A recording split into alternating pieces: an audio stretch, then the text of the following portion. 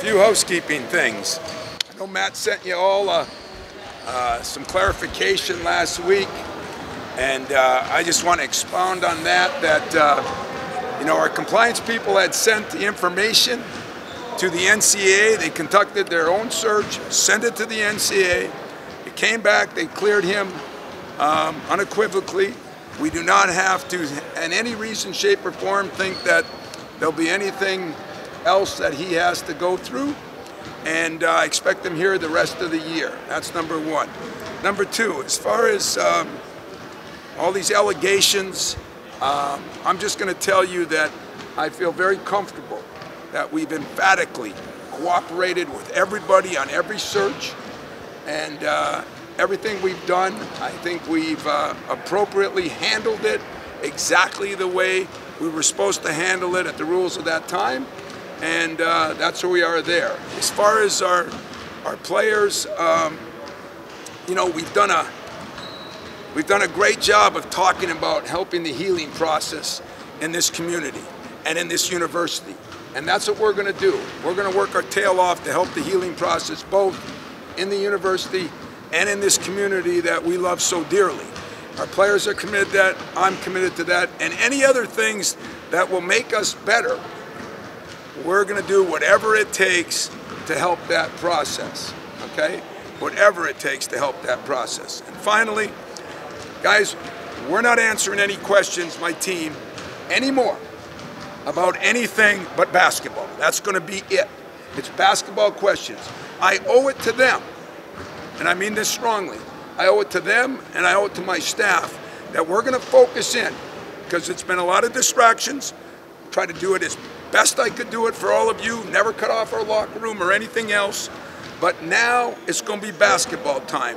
These players, this staff deserves to focus in on basketball. That's what we're going to do, and see if we can make this incredible year even more special. Moving past a lot of the TMZ bullshit, can you talk about the difficulty of preparing for two different teams? Yeah, I can do that. That's great. I would love to talk about that.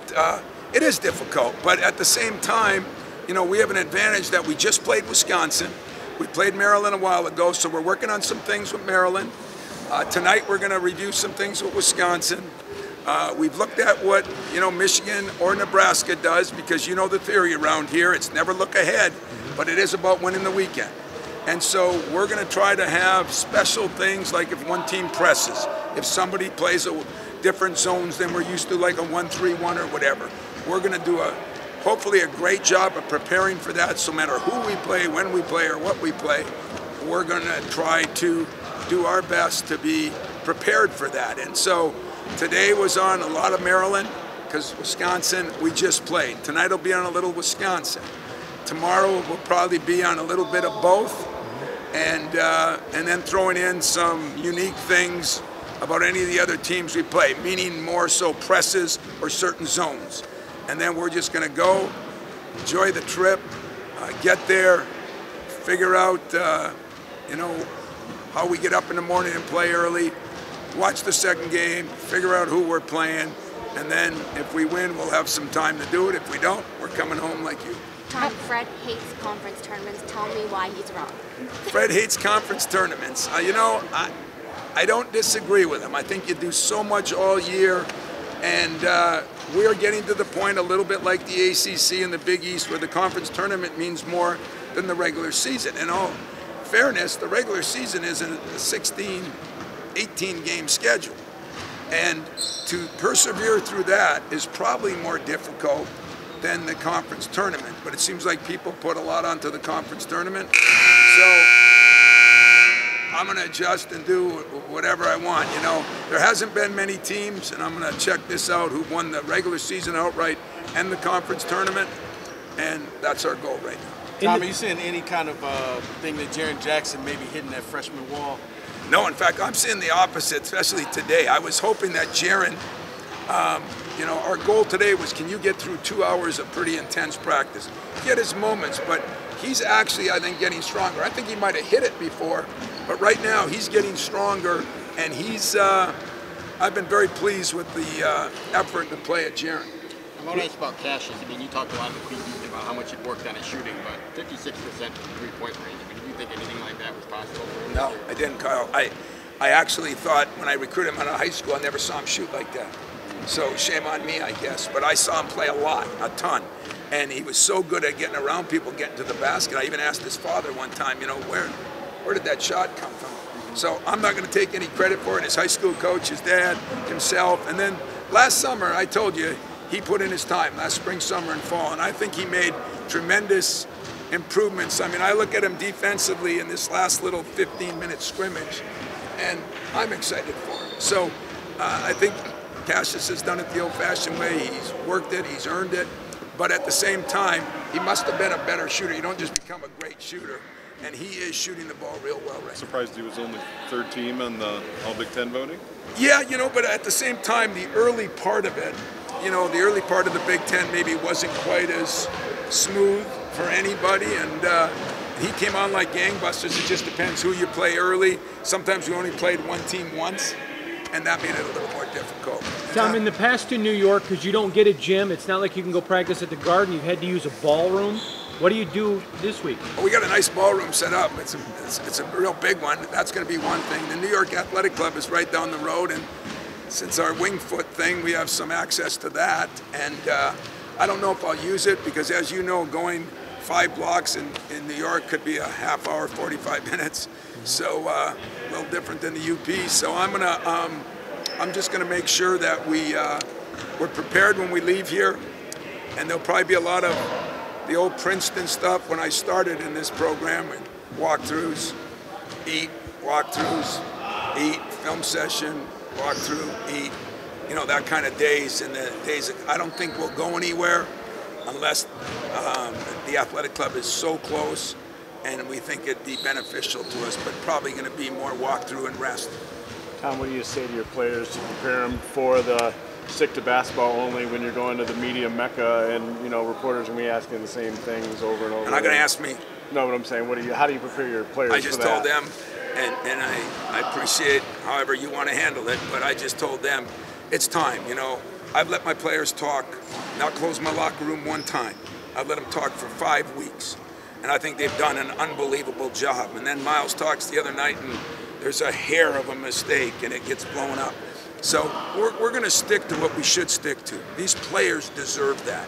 So they're not going to answer anything but basketball questions. When people throw at me, you know, I'm a big boy, I got to handle it. But for them, that's going to be their orders, and apologize, but that's why you came here. You came to ask them questions about basketball. Mental toughness is such a big part of the game, especially at tournament time.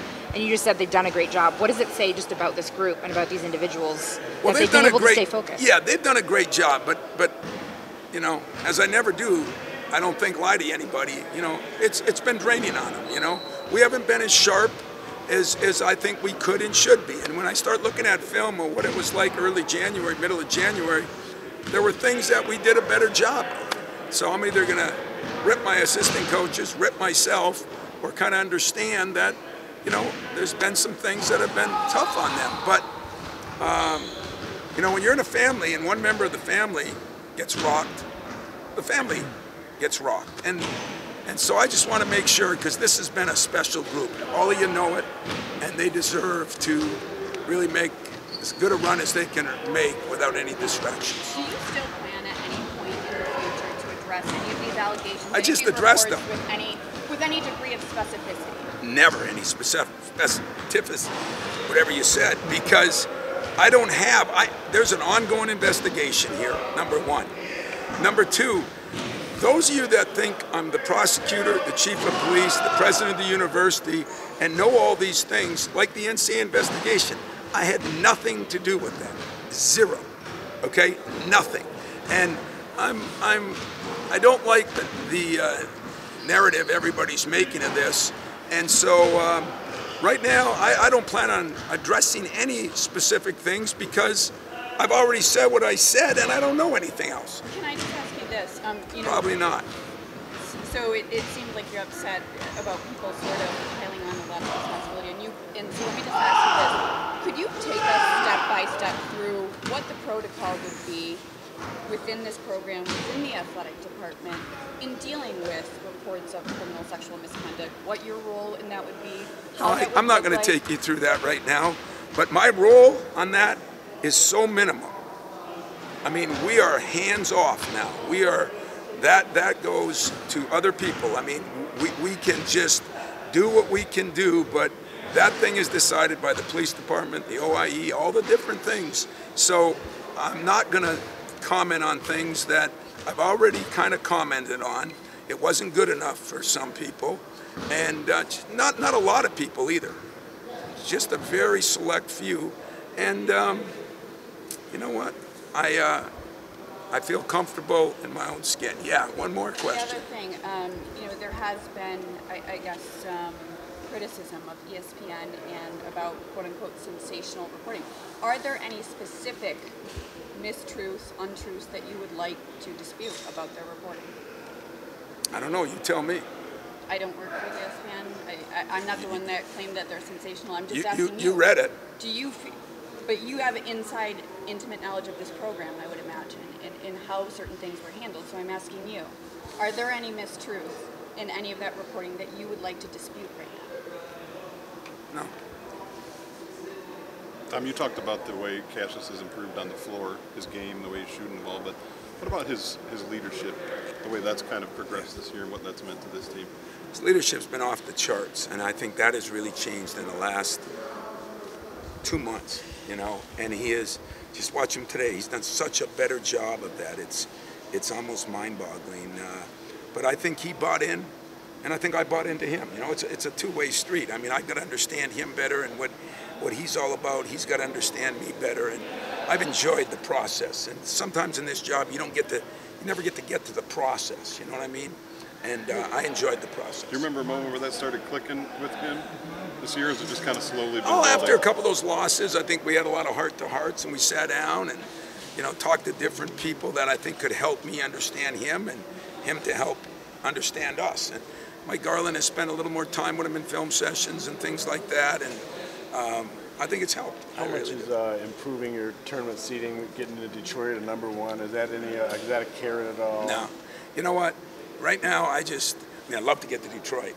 I don't know what we'd have to be to get to Detroit, but you know what? I can't. There's a lot of things that I've learned this year I can't control, and that's one of them. You know, that's the selection committee. If they want to say we played certain teams at the wrong time, or if they want to, you know, whatever they got to do, it doesn't matter to me. I said I've gotten deep into that tournament, being a 7-8 seed, being a 2-3 seed, being a 4-5 seed, being a 1 seed. So there's going to be no complaining out of me on that. I just glad we're going to be in it somewhere.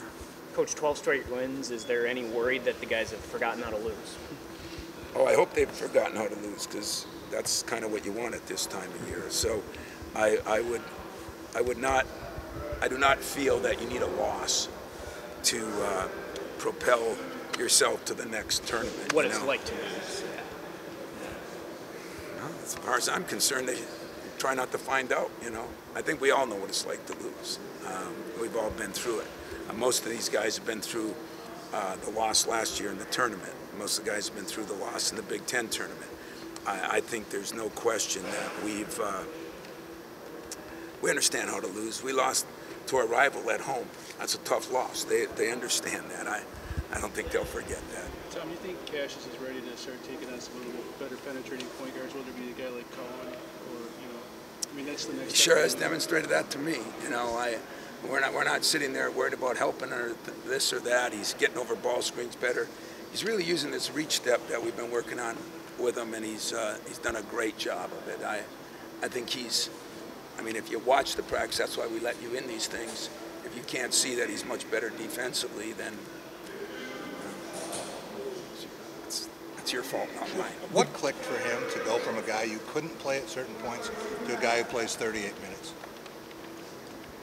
Well, you know, there's a process with all these guys. I mean, you know, like Josh Langford is the next guy to take a big jump. You know, was it gradual, or was there a point where you said, "Man, he's really playing better"? Oh, I think after a couple meetings, he realized he had to do something better defensively. Sitting out. And then when he did better defensively, he's going to play more offensively. And then he started showing what he could do both ways. So what I'm getting at is when he sat out those 9 minutes, he seemed like a little different player after that. You know, he might have, but I got accused during those 9 minutes of, why you sitting him. So I don't know. Cash is a very smart kid that I think once he really saw some film and really looked at it and really understood, and Mike and I spent a lot of time with him, and I know his dad did, his high school coach did. I mean, it's just, we just want to speed the process up so much on these guys. And sometimes they can only do it when they're ready to do it. And man, midway through his sophomore year, that's pretty good. That's pretty good under most circumstances.